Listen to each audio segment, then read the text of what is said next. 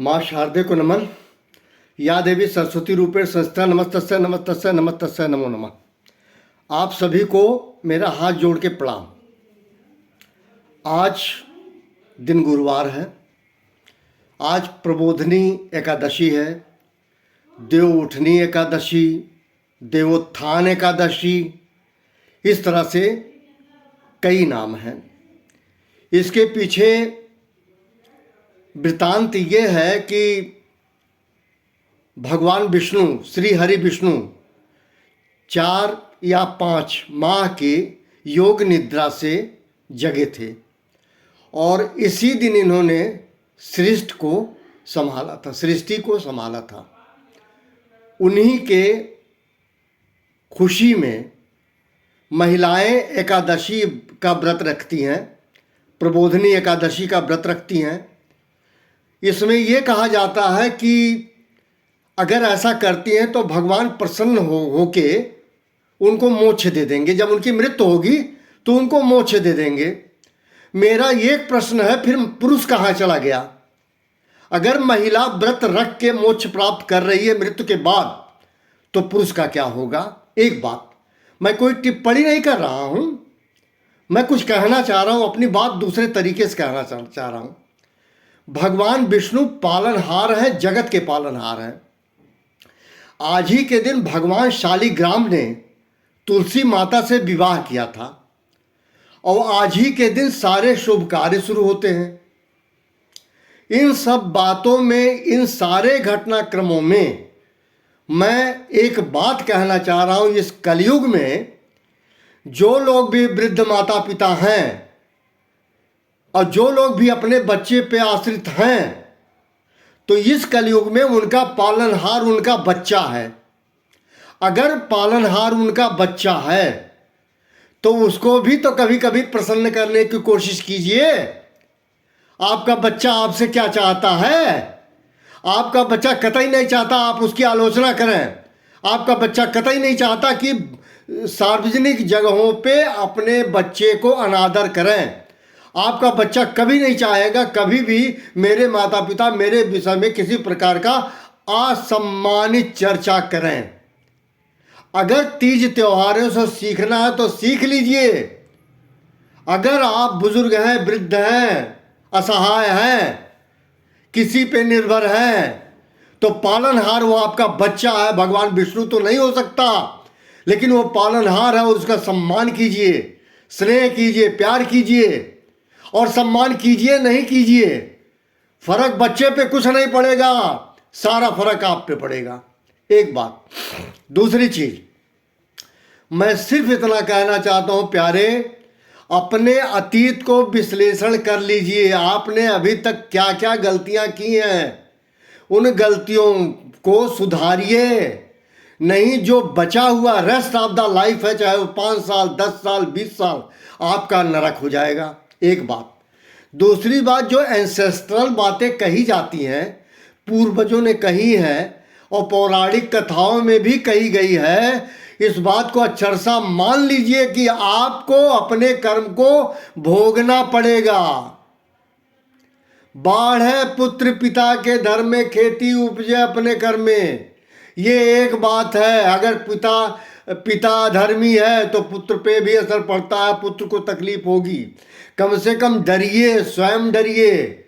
और मैं ये कहूँगा, भूले से भी कोई गलती ना कीजिए।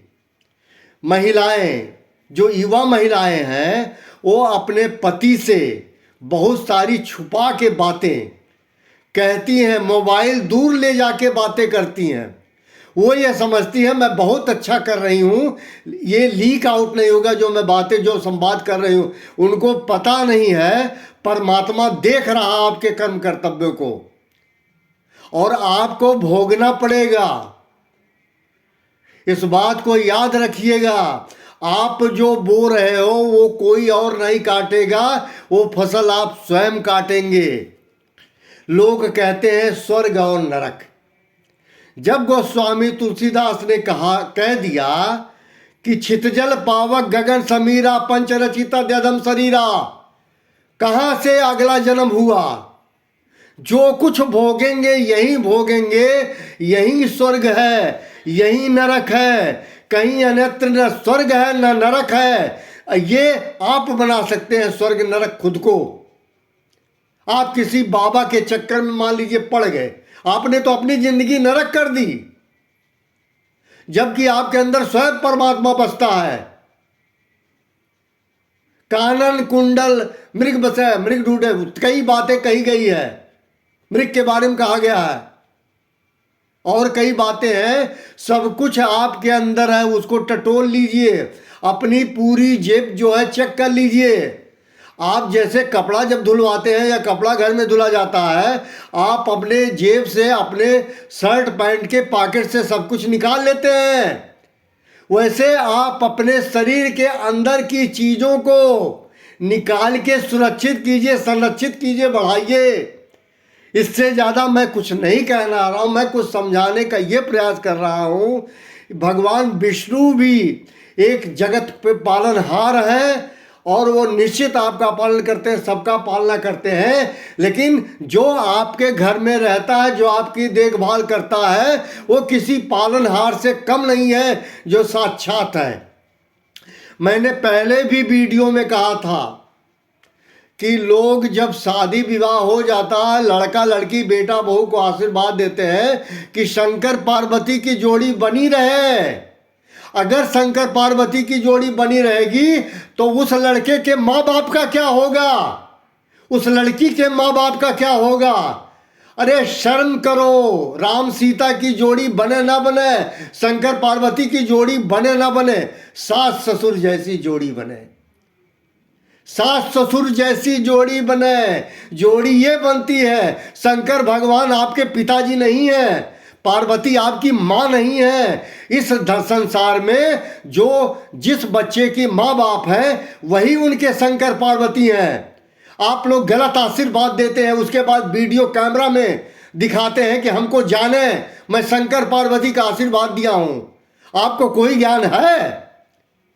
राम सीता और शंकर पार्वती और भोलेनाथ आएंगे, आपके सास ससुर आएंगे, उनसे आशीर्वाद प्राप्त कीजिए।